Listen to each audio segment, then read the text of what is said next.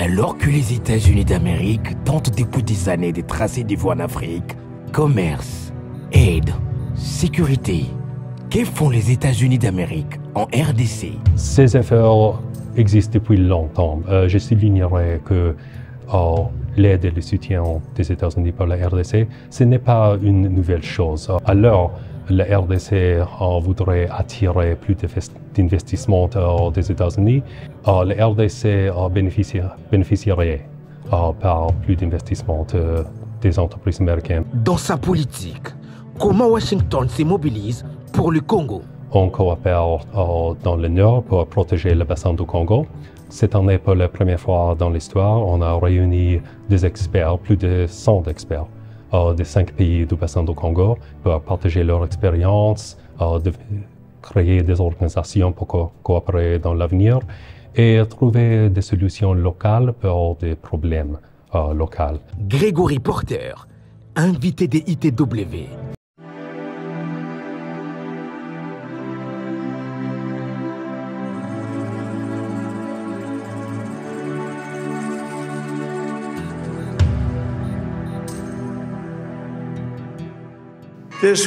Ça va être vraiment l'âge d'or de l'Amérique. C'est ce qui va se passer. À Kinshasa, Félix Tshisekedi a salué cette élection en parlant d'une belle victoire. Maintenant, les relations entre les États-Unis et la RDC est très forte. Et je pense que la majorité des gens ne réalisent pas, ne savent pas à tel point ces relations ont été augmentées en ces dernières années. Maintenant, les États-Unis dépensent plus d'$1 milliard en promouvant nos programmes à travers la RDC en partenariat avec les ministères, les sociétés civiles, des ONG. Nos programmes et nos efforts avec la RDC touchent plusieurs domaines, y compris la santé, la sécurité, l'environnement, le commerce. Je suis très content de faire commentaire sur nos efforts dans le domaine de santé. Quand l'épidémie d'Mpox a commencé l'année dernière, plusieurs pays ont organisé pour répondre, mais grâce à la relation entre la RDC et les États-Unis, nous avons été déjà prêts à soutenir les efforts du ministère de la Santé en répondant à cette épidémie. Et c'est un seul exemple. Et c'est très difficile à montrer les relations entre nos pays et comment nos programmes bénéficient la population congolaise. Étant donné que nos efforts ne sont pas toujours visibles physiquement, je veux dire, nous soutenons l'éducation, la santé, le commerce, et c'est très difficile à montrer, par exemple, combien de personnes ne sont pas mortes grâce aux efforts entre nos deux pays. Mais maintenant, oui, je suis très fier de dire que les relations sont très bonnes. Pour répondre à Mpox, nous avons besoin des vaccins. Des vaccins qui ont déjà fait leurs preuves parce qu'ils ont été utilisés massivement déjà. Il y a les États-Unis qui ont aussi accepté de donner des doses. Mais vous avez peut-être appris que le virus est détecté de temps en temps. Maintenant, on a vu encore quelques autres cas dans d'autres pays du monde, comme Philippines, probablement aux États-Unis même. Et donc, avoir les vaccins, c'est vraiment une priorité pour nous avant que les autres commencent à se disputer les mêmes vaccins. Dans plusieurs sens, les États-Unis travaillent avec nos partenaires, y compris dans la société civile et le gouvernement. L'USAID, c'est la branche du développement du gouvernement des États-Unis, travaille avec des ONG et des organisations pour soutenir nos efforts et atteindre nos objectifs dans le domaine d'éducation. Plus spécifiquement, on travaille avec le ministère pour renforcer leurs capacités, donner le conseil. L'ambassade organise des leçons en anglais pour les étudiants. Cette année, on soutient centaines des élèves à Kinshasa, des élèves des quartiers pauvres pour étudier l'anglais. Ces efforts existent depuis longtemps. Je soulignerai que l'aide et le soutien des États-Unis par la RDC, ce n'est pas une nouvelle chose. Nous avançons après des décennies de la coopération. Et ça, c'est la raison, à mon avis, pour laquelle on peut faire des deux choses ici. L'AGOA est parmi plusieurs programmes qui existent pour renforcer et bâtir, je dirais, le lien entre nos hommes d'affaires aux États-Unis et en RDC. Une chose que nous essayons de faire maintenant, c'est de bâtir le lien entre nos hommes d'affaires dans le secteur minier, par exemple. Le gouvernement des États-Unis n'est pas une entreprise. Alors, le RDC voudrait attirer plus d'investissements des États-Unis et on essaie de promouvoir ces efforts parce qu'on pense qu'il y a beaucoup d'intérêt des entreprises américaines et si on peut développer ces liens, le RDC bénéficierait par plus d'investissements des entreprises américaines parce qu'ils respectent la loi, ils paient des impôts, ils embauchent des travailleurs locaux. Nos deux côtés, le RDC et les États-Unis, nous pensons que le montant d'investissement des États-Unis n'est pas suffisant maintenant. Et donc, c'est un grand objectif de l'augmenter. Maintenant, en RDC, nous avons plusieurs objectifs. Les objectifs les plus pertinents, je dirais, s'agit de la sécurité. On veut aider le RDC et les pays régionaux de restaurer la paix dans l'Est. Comme j'ai déjà dit, nous voudrions inviter plus des entreprises américaines pour renforcer le lien du commerce. On travaille tout le temps avec nos partenaires dans le ministère de Santé pour renforcer la capacité des docteurs, des laboratoires, pour empêcher des épidémies. Pendant les dernières 5 ans, par exemple, on a ensemble empêché 5 épidémies d'Ebola. Et nous travaillons ensemble maintenant contre les menaces de Marburg et de Mpox. Une autre chose qui n'attire pas beaucoup d'attention, mais bénéficie la population congolaise, c'est notre soutien pour l'environnement. On coopère dans le Nord pour protéger le bassin du Congo. Cette année, pour la première fois dans l'histoire, on a réuni des experts, plus de 100 experts, des 5 pays du bassin du Congo pour partager leur expérience, de créer des organisations pour coopérer dans l'avenir et trouver des solutions locales pour des problèmes locaux. Et ce sont parmi nos grands objectifs en RDC maintenant. La Maison-Blanche a publié un plan pour améliorer l'environnement global et le bassin du Congo est vital, joue un rôle clé dans ces efforts. Autrement dit, ce n'est pas possible d'atteindre nos objectifs sans le soutien de la RDC. Et nous sommes très fiers de dire que notre coopération a fait beaucoup de succès. Maintenant, grâce au CARPE, ça c'est la branche de l'USAID qui donne plus de 50 millions de dollars par année en promouvant l'amélioration du bassin du Congo. Nos efforts ainsi se concentrent pas seulement sur les forêts et les animaux, mais sur les populations locales, parce que il faut que la population dans le bassin du Congo puisse bénéficier de leur environnement. Nous ne pouvons pas oublier les gens qui habitent. Et donc, comme j'ai expliqué, le bassin du Congo en avril 2024, c'était un événement de réunir tous les habitants et les experts de cette région afin de s'assurer qu'il fait une grande partie dans nos efforts d'améliorer la région et ainsi le monde. Loterie devait exister depuis longtemps pour augmenter la diversité aux États-Unis.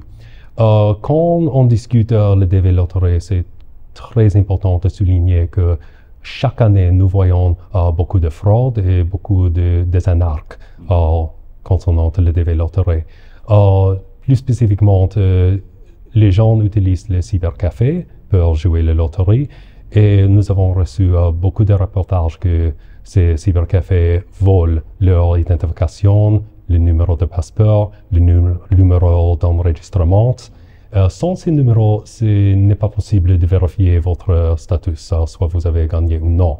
Et donc, j'ai préavis à tout le monde. Si vous jouez le DV Lottery, vous pouvez toujours trouver la bonne information dans notre site web, dans nos réseaux sociaux, sur X et sur Facebook.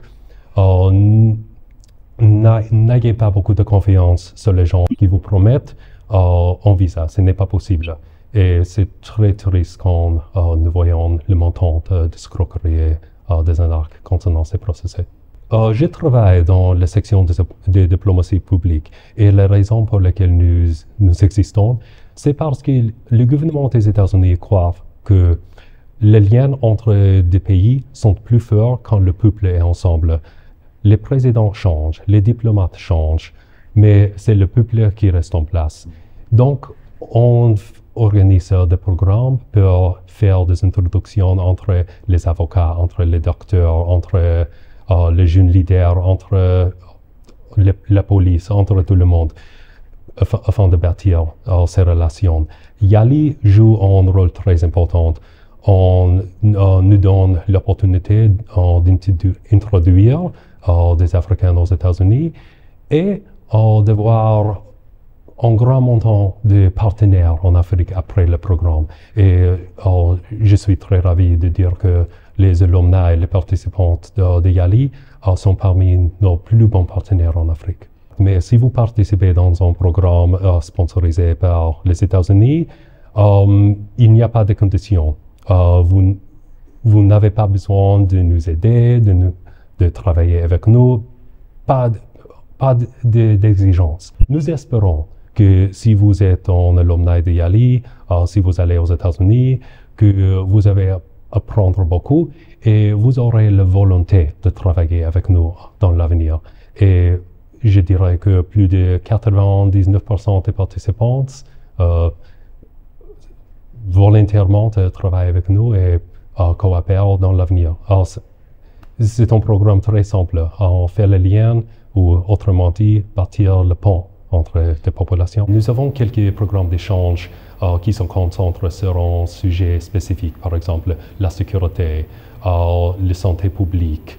Il y a des programmes sur les droits humains. Et on cherche des bons candidats que nous pensons sont qualifiés, qui vont bénéficier de ces programmes et qui est prêt de partager ce qu'il prend avec la population congolaise et travailler avec nous dans l'avenir. Donc, ça dépend du programme. Mais en général, nous cherchons des bons leaders qui vont améliorer leur pays. La semaine dernière, vous avez quelques programmes en commémoration du combat du siècle, par exemple. Probablement l'événement le plus connu dans l'histoire de la RDC des États-Unis. On fait des concerts, on fait des films et beaucoup de choses pour la culture.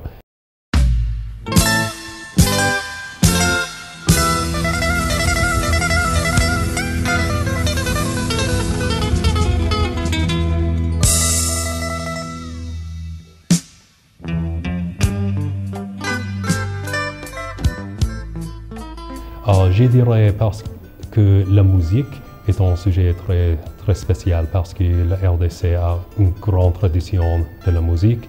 Et en fait, la musique de la RDC, à savoir le rumba, a aidé à créer le jazz aux États-Unis.